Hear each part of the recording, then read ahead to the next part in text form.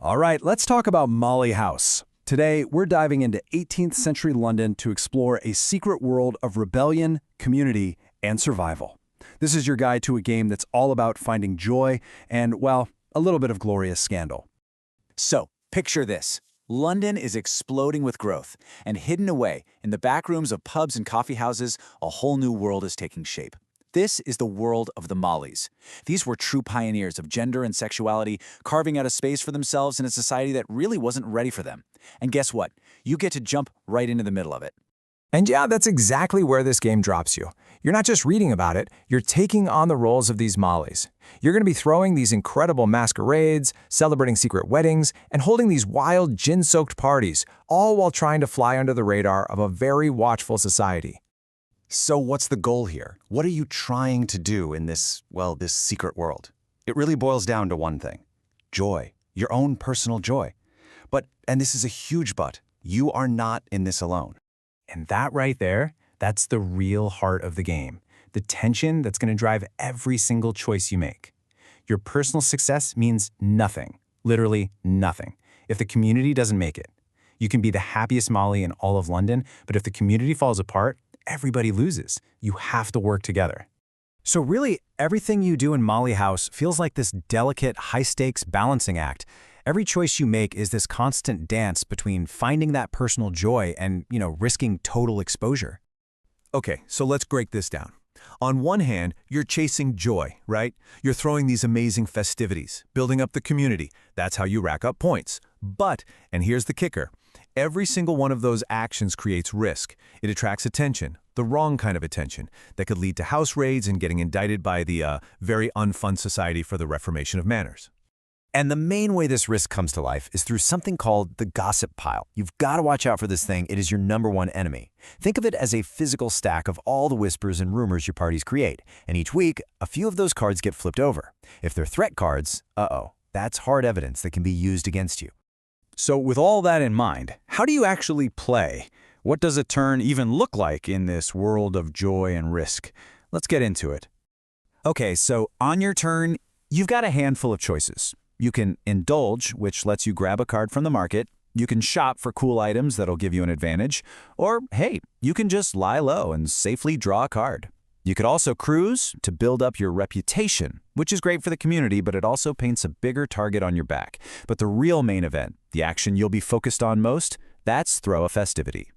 Yes, this is the good stuff. This is where you create those moments of pure, unfiltered joy. Festivities are the engine of the game. It's how both you and the community score those crucial points you need to survive. And it's not a solo thing. This is a team effort. Everyone chips in to throw the best party imaginable. So, how do you do it? Well, it all comes down to the cards you and your friends contribute to the party. The goal is to pull your cards together and build the absolute best 4-card hand you can, kind of like in poker. You're shooting for very specific, high-scoring combinations. And there's totally a hierarchy to these things. At the very top, you've got the surprise ball. Think of it like a straight flush, the best of the best. A step down is a christening, which is kind of like a 4 of a kind, but with a queen. Then you have a dance, which is like a smaller straight. It's simple, really. The better the combo, the bigger the party, and the more joy for everyone. But here's where it gets really cool.